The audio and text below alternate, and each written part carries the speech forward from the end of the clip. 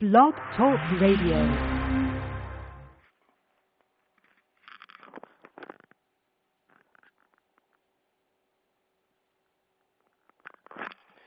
Boa noite, amigos. Estamos aqui começando mais uma emissão do True Outspeak, Sinceridade e Fato. Como sempre, vou começar lendo aqui o editorial do Diário do Comércio, que eu acabei de enviar para lá. O título é Por Baixo da Mesa. Irmão siamês do desconstrucionismo, o multiculturalismo é assim definido por um professor uspiano. Abre aspas. Não tem sentido falar de verdade tout court, só de verdade para um determinado grupo cultural. O multiculturalismo apregoa uma visão caleidoscópica da vida e da fertilidade do espírito humano, na qual cada indivíduo transcende o marco estreito da sua própria formação cultural e é capaz de ver, sentir e interpretar por meio de outras apreciações culturais. O modelo humano resultante é tolerante, compreensivo, amplo, sensível e fundamentalmente rico. A capacidade interpretativa, de observação e até emotiva se multiplica. Fecha aspas. Isso foi escrito por Roberto Fernandes no artigo Multiculturalismo Intelectual, revista da USP de junho a agosto de 1999. Qualquer pessoa que saiba ler e não tenha passado pela USP percebe que o projeto multiculturalista, assim definido, e essa definição não diverge de outras tantas que circulam nos meios universitários, se estrangula a si próprio no bercinho. Se toda verdade está condicionada à visão de um determinado grupo cultural, ninguém pode, aspas, transcender o marco estreito da sua própria formação cultural, fecha aspas, e muito menos, aspas, ver, sentir e interpretar por meio de outras apreciações culturais, fecha aspas. Se alguém consegue saltar por cima das fronteiras culturais, é porque há uma verdade acima de todas elas e essa verdade é acessível à inteligência humana. O multiculturalismo consiste, portanto, em fazer na prática aquilo mesmo que na teoria ele proclama ser impossível. É um caso extremo de paralaxe cognitiva, em que o sujeito afirma precisamente o contrário daquilo que o seu próprio ato de afirmar demonstra da maneira mais patente. É o deslocamento radical entre o eixo da experiência intelectual efetiva e o da construção teórica supostamente baseada nela. A incongruência é tão patente, tão grosseira, que não posso acreditar seja filha da distração gerada no leito das meras coincidências. Com efeito, a contradição aí embutida só permanece levemente camuflada pelo fato de que seus polos se situam em planos diferentes, a teoria e a prática. O estudante, portanto, só pode continuar envolvido nessa prática se for induzido a jamais confrontá-la com a teoria, isto é, se ele se tornar incapaz de cotejar a expressão verbal da teoria com o conteúdo teorético afirmado implicitamente pela prática. Dito de outro modo, o adestramento no multiculturalismo consiste em habilitar o aluno para se persuadir de que sabe alguma coisa sempre que não sabe o que está fazendo com ela. O multiculturalismo é uma técnica de autoembotamento intelectual baseada na estimulação contraditória rotinizada. Não tem sentido, portanto, discuti-lo como teoria nem como prática. Só o que cabe é revelar o ardil psicológico por trás da articulação de ambas e, em seguida, denunciar o conjunto como aquilo que é, um instrumento de dominação criado para transformar milhões de universitários em idiotas militantes, hipnotizados e postos a serviço de seus professores. Às vezes fico até consternado de ver o esforço que brilhantes intelectuais conservadores, como o nosso José Guilherme Melchior, despenderam em impugnar ideias esquerdistas. Ser bem-sucedido nesse esforço não significa nada quando as ideias não valem por si e são só camuflagem de alguma operação mais discreta. Se um vizinho safado vai jogar baralho na sua casa com a intenção de ficar passando a mão na perna da sua esposa por baixo da mesa, não é vantagem nenhuma você vencê-lo no jogo. O que importa é virar a mesa e encher o sujeito de porrada. Muito bem, encher de porrada é uma ideia quase irresistível que nos ocorre quando nós lemos esta esta denúncia apresentada aí no Mídia Sem Máscara pelo meu amigo Ipojuca Pontes, sobre a nova tradução do livro de Fyodor Dostoiévski, Os Demônios. Os Demônios é um dos melhores romances já escritos no universo e uma obra absolutamente indispensável para a compreensão do mundo moderno. Nela, Dostoiévski, que era um sujeito que tinha a prática dos movimentos revolucionários subversivos por ter participado deles, mostra o modus operandi, né, desses movimentos e, de fato, profetiza todo o desenvolvimento posterior do estado de coisas na Rússia, com a revolução, o advento do comunismo, o genocídio, etc, etc. Ora, o tradutor, um tal de seu Paulo Bezerra, que é um camarada que estudou na União Soviética no tempo do comunismo, o que já é altamente suspeito, porque nós sabemos que todas essas bolsas de estudo que eram distribuídas às centenas, às milhares aqui no Brasil, para estudar na União Soviética, eram tudo coisa da KGB. Então, quer dizer, o currículo desse homem já não o recomenda muito. Mas esse o Paulo Bezerra, na apresentação que ele faz do livro, ele procura dar a ideia de que Dostoiévski não está denunciando o comunismo, apenas o stalinismo. Eu digo, ora, peraí, Dostoiévski não era tão profeta assim. Quer dizer, para prever que dentro do fenômeno geral chamado comunismo ia aparecer especificamente uma variante chamada stalinista. Não, ao contrário, vamos dizer, o mal, a brutalidade, a má intenção que ele denuncia são do movimento socialista em geral, do movimento materialista, do movimento revolucionário em geral. Ele está falando contra todo mundo, anarquista, socialista, comunista, todo mundo. E o sujeito tenta aqui, vamos dizer, limpar a barra do movimento comunista e aproveita para falar mal do George Bush. Quer dizer, o George Bush então seria culpado de todo o mal que está sendo denunciado pelo Dostoiévski. Ora, isto é de uma vigarice absolutamente intolerável. Quer dizer, o que se pode fazer com esse seu Paulo Bezerra? Cuspir-lhe na cara, né? Acho que não adianta nada, porque o sujeito tem cara de pau, nem isso vai se tocar.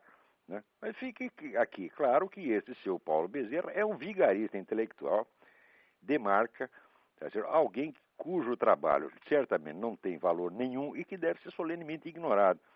Fica aqui registrado o protesto contra essa editora 54, que confia num vagabundo desse. Tá? Quando existem tantas traduções anteriores de Dostoiévski, algumas muito boas. Eu ainda acho que aquela edição da antiga José Olímpio, que tinha uma edição em 10 volumes, ainda é o melhor. E a própria edição Aguilar, embora as introduções não sejam muito adequadas, também é uma edição boa. Então evitem a edição da editora 54. Não comprem essa porcaria. Leiam, prefiram ler até Dostoiévski, alguma outra tradução, leiam até em malaio, se for o caso, mas não comprem a edição da editora 34, que tem o serviço desse seu Paulo Bezerra, ou Paulo Vaca, que é uma porcaria. Seu Paulo Bezerra, procura outro emprego. O senhor na esfera intelectual é um verdadeiro bosta. Esqueça. Vai trabalhar de frentista de posto de gasolina, tá certo? Vai ser banqueiro de bicho, vai fazer alguma coisa decente. O que você está fazendo é uma pouca vergonha. Muito bem. Agora, uma outra coisa maravilhosa que teve aqui nesta semana é, vamos dizer, a matéria da revista Piauí. Vocês podem encontrar no site www.revistapiauí.com.br/2006/10 em letras DEZ/perfil.htm. Ou então vai só na página revistapiauí.com.br e lá dentro vocês procuram. Tem uma matéria escrita pelo Luiz Macluf Carvalho chamada O Ortodoxo. Vocês sabem quem é o Ortodoxo? É o nosso velho e inesquecível Marquês de Sade. Ele diz umas coisas aqui, mas tão fabulosas que eu custo a crer. Quando a gente pensa que ele chegou vamos dizer, no ápice da vigarice, ele se transcende, né? Ele dá uma volta por cima e consegue inventar um negócio que acho que ele mesmo não acreditaria uns meses antes. Ele, por exemplo, ele dá aqui a definição da burguesia. Prestem atenção. A burguesia é uma classe privada que tira suas vantagens através do Estado, né? Digo, bom, no Brasil, de fato, acontece isso. A burguesia brasileira, né, ela vive de sugar o Estado. Por isto mesmo, é a burguesia, como dizer, a burguesia progressista, como se chamava o antigo Partido Comunista. Ela sempre está namorando com a esquerda e ajudando esse pessoal da esquerda e paparicando, né, intelectualerdas como o próprio Emir Sader. Agora, esse negócio de ser uma classe privada que tira vantagem através do Estado, o próprio doutor Emir Sader, ele ilustra isso com a sua pessoa de uma maneira extraordinária através dessa enciclopédia contemporânea da América Latina e do Caribe, que ele dirigiu e publicou, que é um volume de 1.348 páginas, com capa dura, papel couché, e custa R$190. O livro, como sempre, tem um montão de patrocinadores. Aqui, Petrobras, Eletrobras, BNDES. Estão vendo? A burguesia tirando vantagem através do Estado. E também tem três apoiadores também estatais: Caixa Econômica Federal, Banco do Brasil e Ministério da Cultura. Ora, o Dr. Sader, para fazer essa porcaria, ele ficou recebendo R$4 mil por mês durante 2 anos, tá certo? Para fazer o quê? Para convidar os outros e os outros escreverem alguma coisa, escreverem os verbetes, ganhando, sabe quanto cada verbete? Pagar $1.700 por verbete. São 120 colaboradores escrevendo bobagem, cada um ganhando $1.700 para cada verbete. Estão vendo aí? É a burguesia tirando vantagem através do Estado. E o lançamento ocorreu no Hotel Glória, um negócio muito chique, né?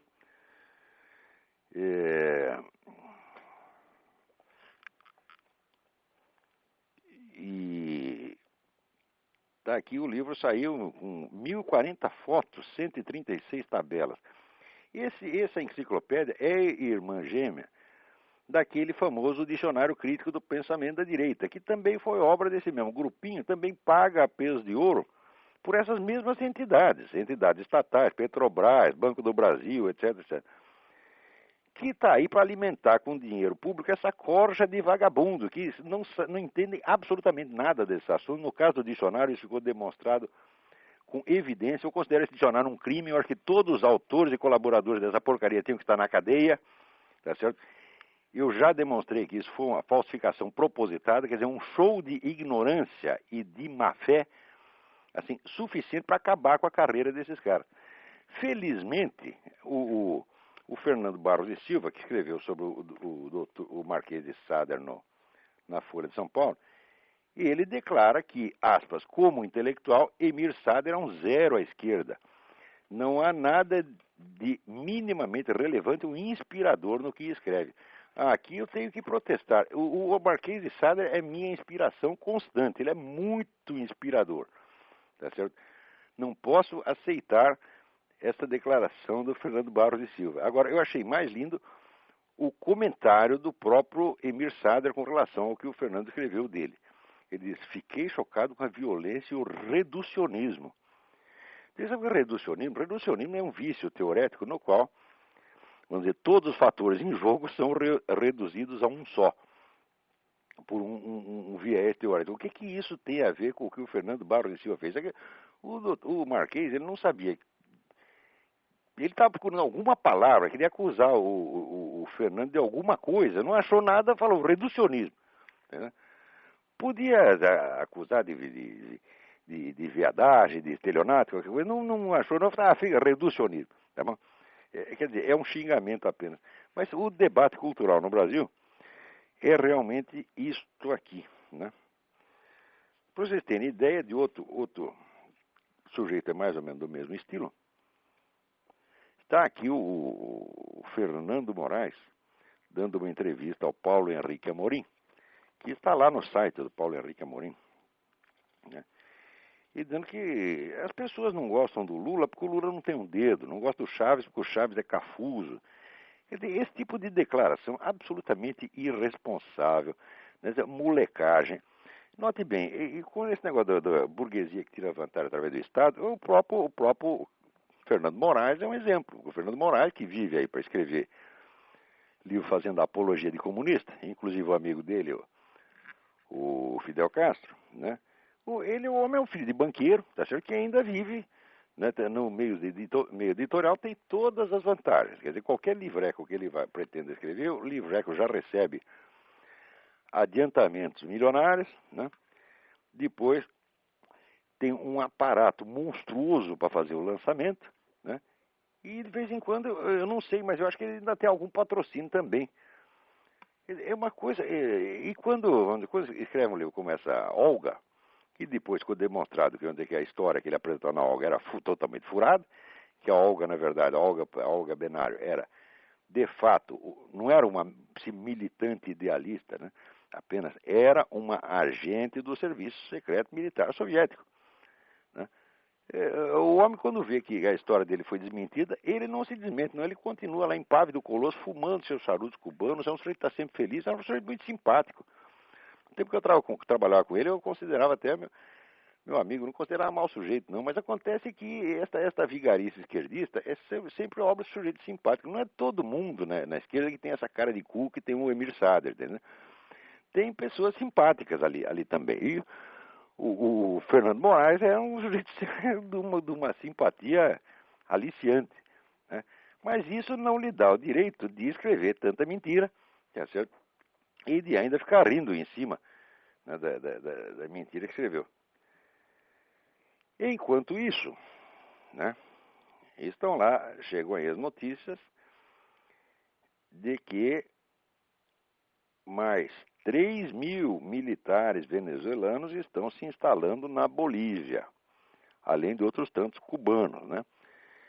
E o Chávez está passando lá para os bolivianos todos os fuzis velhos, que não precisa mais, porque ele comprou esse monte de fuzil Kalashnikov, então sobrou, né, o fuzil velho para os índios, né? Para os índios ir na frente e morrer primeiro, evidentemente. Os bolivianos, todo trouxa, eles vão dar a cara a tapa para promover a ascensão do chavismo no continente, né?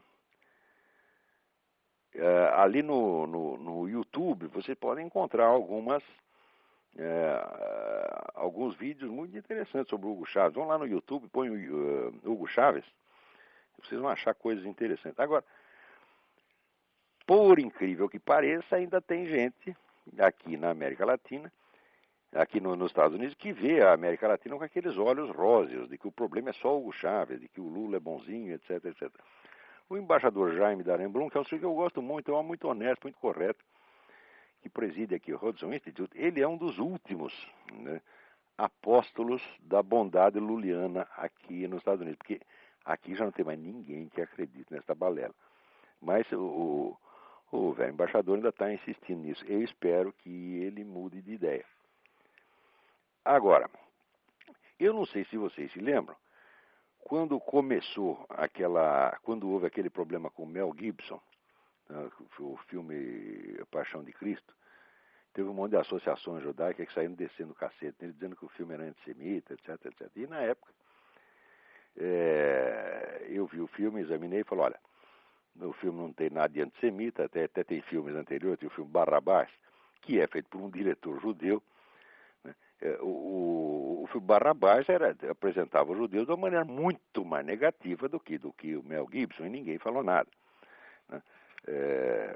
Além disso, não me pareceu que a imagem dos judeus no filme fosse realmente negativa. O próprio Caifás era mostrado como um sujeito fanático, mas um homem honesto, que queria prova das coisas, quer dizer, que agiu de acordo com a sua consciência, não como um sujeito maligno, malicioso, né?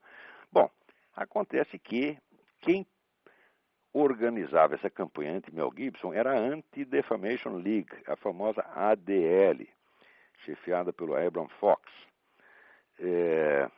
E na época eu escrevi um artigo que chamava Advertência aos Judeus, Aviso aos Judeus, e o aviso era o seguinte, olha, vocês não confiem muito em gente que fica defendendo vocês contra o Mel Gibson, mas ao mesmo tempo fica de namorinho com essa esquerda pró-islâmica. Tá certo? Eu disse isso, muita gente achou que eu estava exagerando, porque na época eu não citei nenhum fato. Mas agora, vou acabar de citar. Aqui nos Estados Unidos tem um eminente colunista e radialista chamado Dennis Prager, judeu. Né? Ele faz uma coluna excelente que vocês podem ler no Town Hall, TOWNHALL.com. Né? Tem a coluna semanal dele no Town Hall, que é uma delícia. Muito bem, agora juntou a Anti-Defamation League, juntou com o Conselho Americano de Relações Islâmicas, CAIR, Council on American Islamic Relations, para fazer uma campanha contra o Dennis Prager, acusando-o de ser islamófobo, porque ele escreve contra o terrorismo islâmico. Olha, veja o que é essa ADL. Isso é um bando de filhos da puta. Não se pode confiar nesta gente. Quer dizer, eles se fazem de bonzinhos, né, porque na época queriam proteger a comunidade judaica contra o Mel Gibson, como se, né, o Mel Gibson fosse Adolf Hitler, né, ou o próprio Osama Bin Laden. Tá certo? E por baixo ficam fazendo, né, ficam de namorico com esse Council on American Islamic Relations para difamar um dos melhores jornalistas judeus dos Estados Unidos, que é o Dennis Prager, e acusá-lo de islamofobia. Ora, faça-me um favor, é muita cara de pau. Ainda na mesma linha de acontecimentos, o que aconteceu? Um importante representante do Hamas confirmou que teve encontros secretos com líderes do Partido Democrata. Esse Partido Democrata, ele cada vez surpreende mais. Agora, também eu descobri que naquele caso o deputado acusado de escrever e-mails eróticos para menores de idade, o tal do Mark Foley. Bom, o Foley está aí que nem aquele negócio dos mamonas assassinos, suruba. Me passaram a mão na bunda e não comi ninguém. Porque ele não comeu ninguém, ele só escreveu uns e-mails para os moleques. Os e-mails são indecentes, evidentemente, mas que eu saiba, até hoje ninguém conseguiu comer ninguém por e-mail, né? Quer dizer, o negócio ficou na intenção eletrônica. Acontece que esse assunto já estava sendo acompanhado mais ou menos pela tal da Comissão de Ética do Congresso, a comissão bipartidária, e alguém vazou a informação para os outros caras do Partido Democrata para eles poderem fazer barulho e tirar vantagem eleitoral disso aí antes que a coisa acabasse de ser investigada pela Comissão de Ética. Daí fizeram aquele bafafá tremendo em torno do Mark Foley, o sujeito perdeu o mandato, se desgraçou todo, tá certo? Sem que, vamos dizer, houvesse nenhuma prova, exceto de intenção. Porque, olha, todo mundo tem o direito de ter o desejo que quiser, e de fantasiar o quanto quiser, tá, né? O que não pode é fazer. Quer dizer, ele pode desejar, os moleques podem até dizer que deseja, mas se comeu, aí é um problema, né? Mas ele não precisou nem comer, não pensou em comer, pronto, já, né? Porque você sabe que ser viado é bonito se você for de esquerda. Se for viado direitista, tá ferrado, como estão ferrados todos os viados em Cuba, né? Quer dizer, o tratamento dado aos homossexuais em Cuba é uma beleza. Quer dizer, os caras pegam AIDS, eles isolam. O sujeito é posto dentro do hospital, nunca mais sai de lá, nunca mais vê ninguém. Enquanto isso, o bebê anencéfalo aí no Brasil já está com 27 dias de vida. Era para ser morto. Provavelmente vai crescer, a menina tem reações de um bebê normal. Você consegue segurar o dedo da mãe, né? Mama direitinho, não está faltando nada para ser um bebê normal. Quem são anormais são esses médicos que querem matar todos os bebês à mera suspeita de que eles não vão poder viver. Que já é um homicídio preventivo, ela não pode. Ele não vai viver, então vamos matar já. Tá certo? Pode aplicar a mesma coisa para eles, vocês vão morrer um dia, então por que não matar já? Né? Agora, e na Inglaterra, né, que é um país que está ficando cada vez mais louco, já estão propondo a eutanásia dos bebês, depois de nascidos. Quer dizer, nasceu, está doente, defeituoso, liquida. Isso é exatamente o programa do Hitler. O Hitler fez isto. Aplicou isso na Alemanha. E por que nós temos o horror do Hitler agora? Quando os ingleses fazem, nós achamos lindo. Agora, para não dizer que está tudo perdido, a entidade, uma das entidades que estão por trás de toda essa disseminação de ideias monstruosas nos Estados Unidos e no mundo, que é a Planned Parenthood, que foi a madrinha dessas vagabundas, dessas católicas pelo direito de decidir, católicas o caralho, é cá entre nós. Quer dizer, são pseudo-católicas, mentirosas, vigaristas, entendeu? Eu escrevi contra ela, aquela católica é uma ova, está mentindo, pô. Isso aí é um estelionato, né? Estelionato publicitário, se fazer de católica, né? A pessoa, eles são satanistas, têm culto satanista, e publica até isso na própria revista, e depois aluga uma sala no edifício da Arquidiocese, e do edifício da CNBB, e por isso diz que é católica. Eu digo, se isso não é estelionato, porra, se isso não é estelionato, eu sou o doutor Emir Sader, porra. Né? Agora, essas vagabundas estão tudo aí à solta, se enchendo de dinheiro, inclusive do governo, tá certo? Para ensinar coisas lindas como aborto, eutanásia, etc, etc, e dizer, tudo isso é muito cristão. Agora, a entidade madrinha dessas vagabundas, que é a Planned Parenthood, está realmente afundando, porque ela tinha um monte de clínicas de aborto aqui, e vamos dizer, isso aí, essas clínicas baixaram de 938 para 817. Quer dizer que essa entidade está sendo abalada aqui. É claro que o motivo disso é essas campanhas feitas agora pelos cristãos para alertar as pessoas quanto às atividades desse tipo de entidades. Isso aí está funcionando. Né? Também, para não dizer que está tudo perdido, na Áustria, que Áustria? Na Austrália, um pastor protestante foi para a justiça e ganhou o direito. Veja você, tem que ir para a justiça para testar esse direito. Ganhou o direito de comparar o cristianismo com o Islã vantajosamente para o cristianismo. Antes não podia, só podia ser o igual, ou então a favor do Islã. A favor do cristianismo é crime. Daí ele conseguiu entrar na Suprema Corte e ganhou o direito de dizer que a religião dele é melhor que a religião dos outros. Ora, em princípio, você ter uma religião é você achar que essa religião é melhor que a do outro, senão você estaria na do outro, porra. Né? Quer dizer, por que você está numa determinada religião se ela é igualzinha à do vizinho? Se ela não vale nem um pouco mais que a do vizinho, o que você está fazendo lá? Né? Quer dizer, ter uma religião é achar que ela é superior, evidentemente. Agora, se acontece você ser cristão, então não pode dizer isso.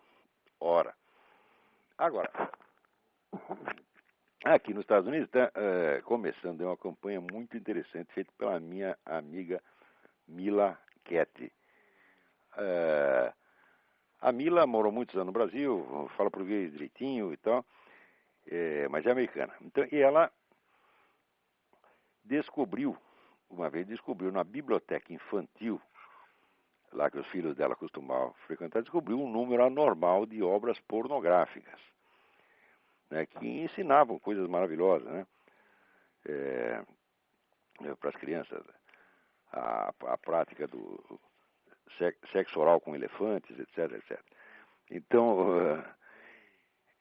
daí ela protestou e ninguém fez nada. Não, isso aí é a liberdade de informação, as crianças têm que ter acesso à informação. Bom, primeiro, quer dizer, a liberdade de informação certamente não pode ser a mesma para o cidadão no pleno uso dos seus direitos e o menor de idade. Mas eles se recusaram a enxergar essa diferença. Estava fazendo de conta que não estava entendendo. Daí ela descobriu que a mesma coisa acontecia numa outra biblioteca, e na outra. E hoje podemos praticamente assegurar que existe uma política intencional de alimentar as bibliotecas infantis com material pornográfico para pôr merda na cabeça das criancinhas.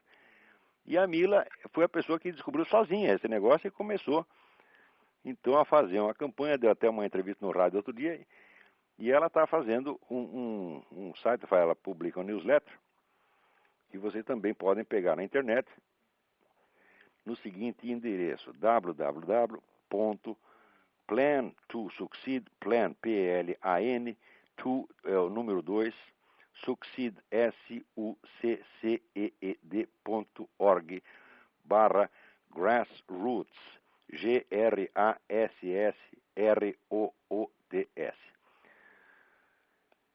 Se tiver alguma dificuldade, ponham simplesmente a expressão, ponham no Google a expressão Grassroots American Values.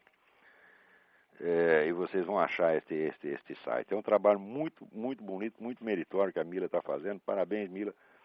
Vai em frente. O futuro das crianças aqui da América e talvez de outros países, inclusive o Brasil, depende do esforço de gente como você.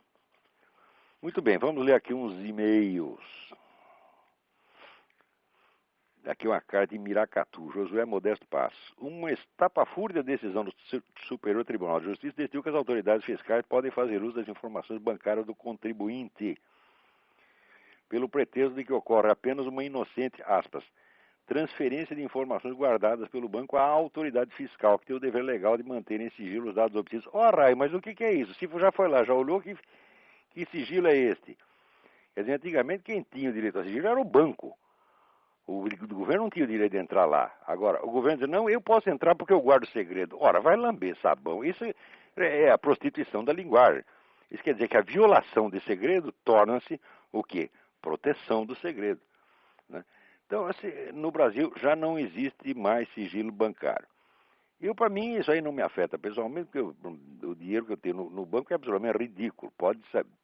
A única coisa que eu tenho vergonha de mostrar, né? Mas se eles quiserem ver, tá, pode ver. Tá?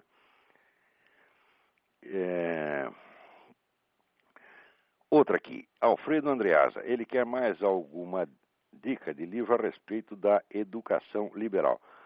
Ok, Alfredo, procure na internet os livros do padre James Schall, Schall. Eu acho que a pessoa mais lúcida, um dos autores mais criativos nessa área de educação liberal, não deixe de ler os livros dele, e daí você vai pegar alguma muito boas indicações de leitura. Tem um livro dele que chama-se Another Sort of Learning, quer dizer, um outro tipo de estudo, de escolaridade, de aprendizado. Não perca esse livro. E os outros do padre James Schall também. Vamos lá.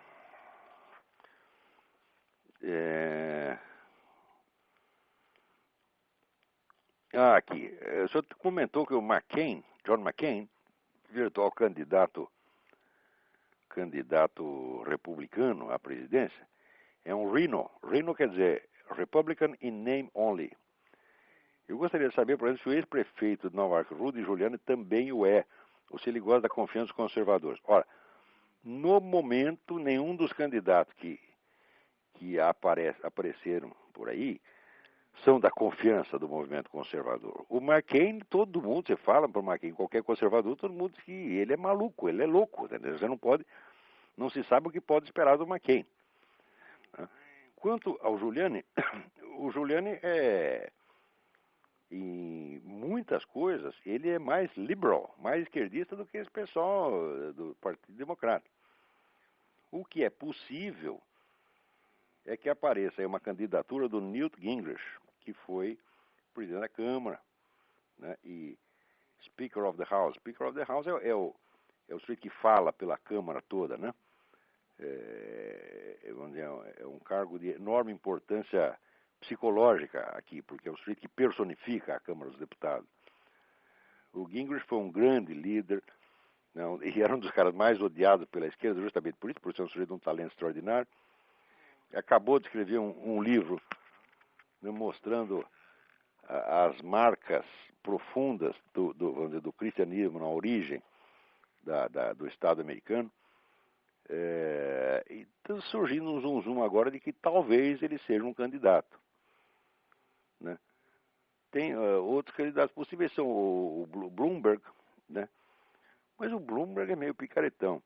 E o governador Romney, que é um bom sujeito, mas tem esse negócio de ser mormon, né? Todo mundo acha que mormon é maluco, né? Porque o sujeito ter uma esposa já é loucura, ter 4, 5, 6, 15, é doido. Então, ninguém quer saber do Romney, todo mundo gosta dele. Mas votar, não. Muito bem, vamos ver outra carta aqui. Essa aqui é muito interessante. Ah, do mesmo Josué. Eu deveria ter sido aluno do Dalmo Dallar em 1994, quando ele estava no primeiro ano da Faculdade de Direito da Universidade de São Paulo. Mas se a memória não me trai, ele compareceu 3 ou 4 vezes durante os 2 semestres de Teoria Geral do Estado. E deixou a cadeira nas mãos de um auxiliar que só sabia falar da mudança do paradigma epistemológico da teoria do Estado.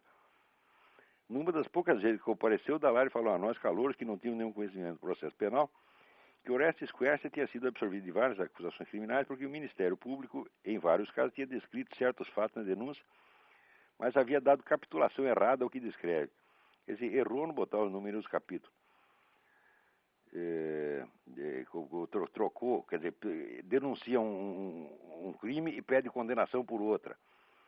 Né? Foi somente no 4º ano do curso de Direito que pude descobrir que a capitulação dada pelo Ministério Público na denúncia é irrelevante.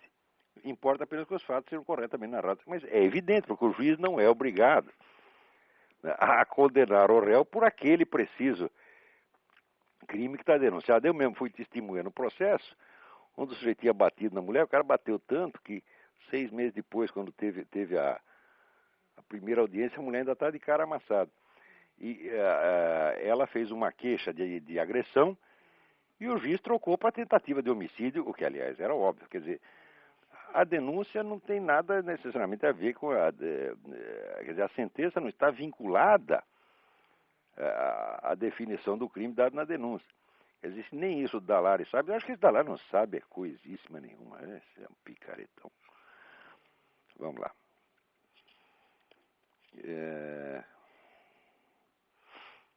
Parabéns pela excelente iniciativa do Talk Show. Aqui é Carlos Cossa. Parece-me que as ideias de Lino LaRouche influenciam grande parcela das Forças Armadas brasileiras e alguns importantes setores da América Latina. Depreendi que você não se opõe inteiramente a algumas interpretações assumidas por ele, mas que se opõe a muitas suas ideias. Você poderia esclarecer sua posição em relação às ideias defendidas por esse autor? Bom, muito bem, eu não tenho um posicionamento geral contra o Lino LaRouche, mas só quanto aos pontos que eu conheço.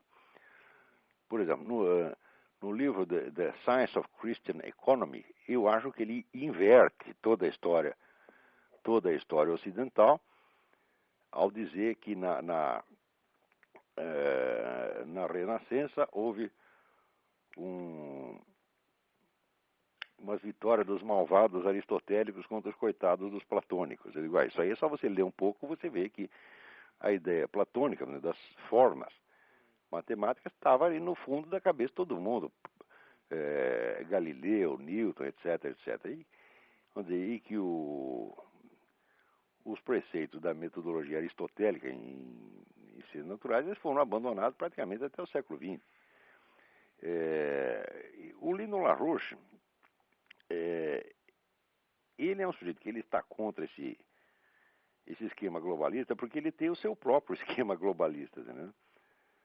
E embora as revistas dele deem muitas informações importantíssimas, o quadro geral da interpretação é errado. Por quê? Porque ele é um sujeito doutrinário, ele não é alguém que está tentando interpretar a realidade. Ele já tem uma doutrina pronta. Essa doutrina é de que os estados nacionais são a coisa mais maravilhosa que existiu no mundo. E, olha, o estado nacional é uma coisa que surgiu recentemente na história. Os estados europeus surgiram aí a partir mais ou menos da época da Renascença. Quer dizer, eles também não são a solução definitiva para a humanidade. Não são valores eternos, né? E ele é a favor do Estado Nacional porque ele é um discípulo do economista alemão Liszt, que é a favor, vamos dizer, do Estado fechado, protecionismo, etc, etc.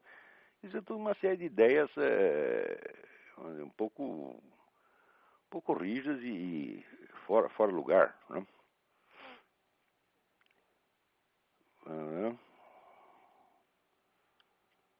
Tá aqui. Essa aqui é a carta interessante. André Pacheco. Fiquei indignado com os artigos que li do Sr. Júlio Severo, mostrando ser uma pessoa que gostaria que o Estado coibisse qualquer tipo de manifestação que seja contrária às Sagradas Escrituras. Então ele quer saber qual é a minha opinião. Se eu sou a favor dessa teoria do Júlio Severo, vai ser radicalmente contra. Mas se o Estado vai proibir tudo aquilo que a Bíblia condena, Tá certo? Não vai haver espaço para mais nada. Quer dizer, você não tem. Quer dizer, se você, ao cometer um pecado, você já tem a punição espiritual, possibilidade de você ir para o inferno, e você, em vida, você já vai para a cadeia, diz, mas que é isso, porra? Daí é um duplo inferno. Quer dizer, isso aí eu não posso concordar. O Júlio Severo, meu amigo, gosto muito dele, mas não posso concordar com ele de maneira alguma. Quer dizer, é a ideia de um Estado totalitário opressor. Mas veja como são as coisas paradoxais. Quem está sofrendo perseguição do Estado totalitário opressor é o Júlio Severo. Quer dizer, o Estado brasileiro está fazendo uma desgraça na vida dele, perseguindo, né, violando a intimidade, dando palpite, querendo até tomar o filho dele porque ele quis fazer homeschooling para o filho. Quer dizer, o que é isso? O Júlio, vamos dizer, ele pode ter uma ideia totalitária, uma ideia hipotética, que nunca vai ser levada a efeito. Mas ele está sofrendo aí uma opressão totalitária, de fato, na realidade. Né? Então, olha aqui, o André, do que depender de mim, esse Estado que coíbe tudo que é proibido nas Sagradas Escrituras não vai existir jamais. Se depender de mim, não. Eu espero que jamais exista uma coisa dessa. Vamos ver o que mais aqui. Bom, vamos ver se tem alguém na linha aí esperando. Tem. É Fábio. Alô? Alô? Alô? É o Fábio? Isso. Tudo bem? Tudo Alguma bom? dúvida aí? Isso. Alguma pergunta? Então, Olavo, eu estava... você escreveu um artigo que você falava sobre o Mirapena e também sobre o Mário Ferreira dos Santos, não é? Isto. Grandes Eu brasileiros. estava buscando a biografia dele e no Wikipedia, não sei se confere, e você o conheceu, conhece mais a obra dele, ele é tido como um anarquista. O que seria exatamente isso? No começo ele nunca foi um militante anarquista, mas ele era um simpatizante anarquista, mais por amizade. Né? Inclusive, eu estive no Centro Anarquista em São Paulo, e todos aqueles velhinhos anarquistas, você falava do Mário, eles choravam, né? Tem muita saudade dele, porque ele defendeu muito as teorias do Proudhon, teorias econômicas do Proudhon, contra os marxistas. O famoso debate entre ele e o Caio Prado Júnior, que o Caio Prado ia apresentar a concepção de Marx e eles do Proudhon. Então o Caio Prado falou primeiro. Quando terminou a conferência do Caio Prado, o Mário levanta e diz, olha, a concepção de Marx não é essa não é como você explicou. Então eu vou fazer a sua conferência de novo e depois eu faço a minha. E o pessoal comunista jamais perdoou, queriam jogar bomba na gráfica anarquista. Né? E os velhinhos contavam esses episódios e sai com lágrimas nos olhos de saudade do Mário. O Mário nunca foi um militante deles, mas foi muito leal a eles. Né? O Mário não podia ser um anarquista total pelo fato de que ele era católico, ele era um discípulo de Santo Tomás de Aquino. Né? E também não era, vamos dizer, um tomista no sentido escolar da coisa, um tomista de estrita observância, mas absorveu muitas obras de Santo Tomás de Aquino. E no fundo das contas, ele era um escolástico, né? Não um tomista no sentido moderno, mas era eu acho o Mário um dos grandes escolásticos da história. Então ele foi e não foi anarquista, foi um simpatizante, foi um amigo do movimento anarquista. Isso responde a sua pergunta? Não, é porque ele disse que no final da vida ele conseguiu inventar, não sei se foi, um tal de anarquismo cristão. E ele teve uma interpretação muito própria da obra de Nietzsche, é isso? Não, peraí, isso é confusão. Pô. No início da vida, o Mário foi um grande estudioso e comentarista de Nietzsche. Escreveu um livro muito sugestivo chamado O Homem que Nasceu Póstumo. Porém, esta fase nietzschiana, ele conserva tudo aquilo. A interpretação que ele fez, tem uma edição que ele fez da Zaratustra, com um comentário simbólico, que é uma verdadeira maravilha. Tudo isso se conserva dentro do pensamento do Mário. Mas o que ele fez depois é um edifício tão gigantesco que o pobre Nietzsche se perde ali no meio, você está entendendo? Quer dizer, o Mário como comentarista de Nietzsche é uma coisa, e o Mário como filósofo plenamente realizado é outra coisa completamente diferente. Transcendeu aquilo infinitamente. O pensamento do Nietzsche no fim da vida não tem mais importância nenhuma para ele. Não que ele o renegasse, não precisa renegar. O Mário era o homem da dialética. Dialética, portanto, que joga com os contrários e tenta absorvê-los numa construção, numa visão superior. Entendeu? Como o conhecimento da obra do Mário é muito deficiente, as pessoas, às vezes, É que nem aquele negócio do elefante, que um pega a perna e diz que é um poste, o outro pega a tromba e diz que é uma cobra, né?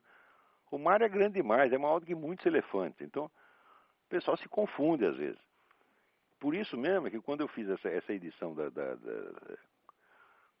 anotada da Sabedoria das Leis Eternas, eu fiz questão de colocar na introdução a estrutura geral que o Mário havia planejado para a sua própria obra. Ele não expõe essa estrutura em parte alguma, né, mas a gente percebe pelas dicas que ele enuncia aqui e ali do plano que ele está seguindo, eu consegui montar a estrutura inteira do que ele chamava de Enciclopédia das Ciências Filosóficas. É só tendo essa estrutura total em vista que você entende o pensamento do Mário.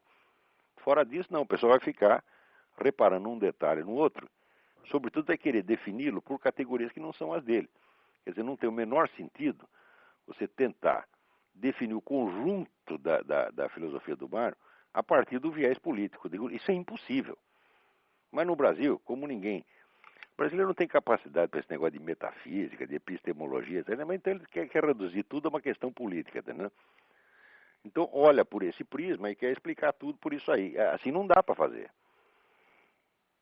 O Mário é um filósofo, vamos dizer, um filósofo original só pode ser entendido dentro dos seus próprios termos. Quer dizer, com a hierarquia temática que ele propõe. Agora, querer catalogar politicamente de maneira prévia, isso aí é coisa de gente que é idosa, tá entendendo? Não sei se isso te explica.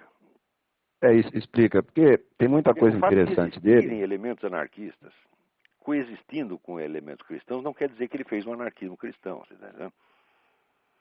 Quer dizer, a filosofia do Mário é uma coisa gigantesca, como a obra de Aristóteles. Você tem todas as dimensões ali. Ali dentro cabe tudo.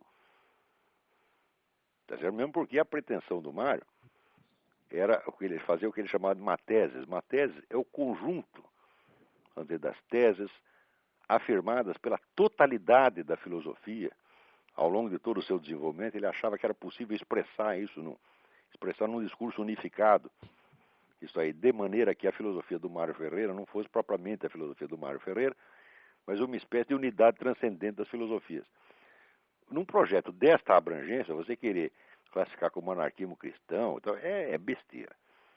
É besteira. Não se define a filosofia de um grande filósofo pela filosofia de um outro, e muito menos pela filosofia de alguém pequenininho, tá entendendo? Isso não se faz.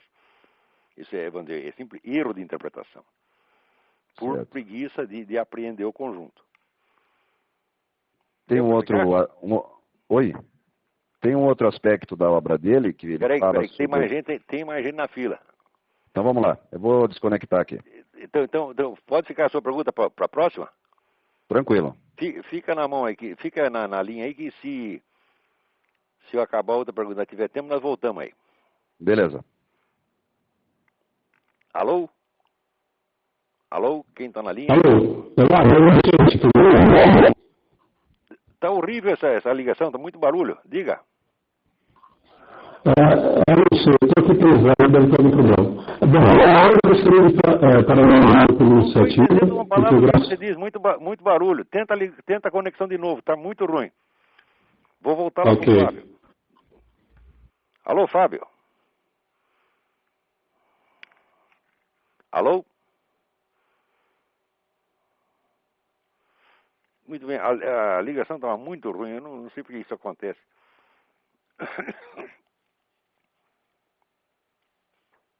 Mas, enquanto isso, vou respondendo aqui um outro e-mail.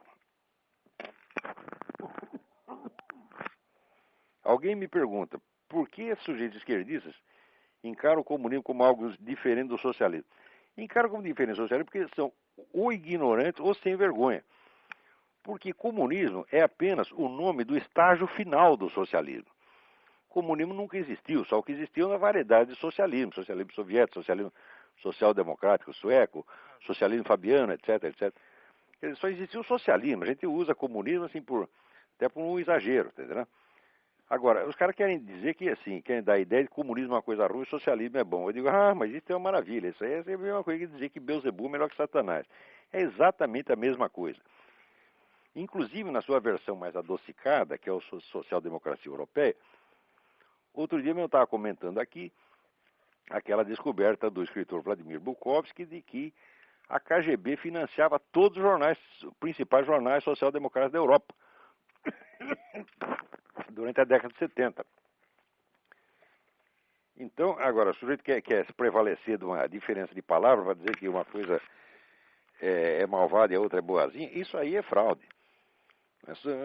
Comunismo não existe, só o que existe é socialismo. Outro dia, inclusive, o José Justo de Tavares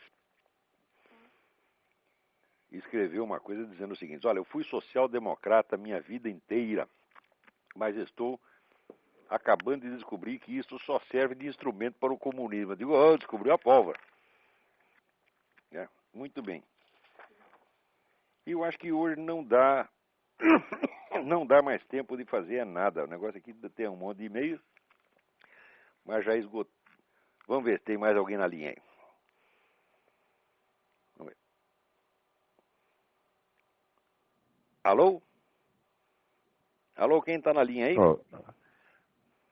Alô? Olavo, sou eu mesmo que continuei na linha. Então, vamos ver, você tem outra pergunta.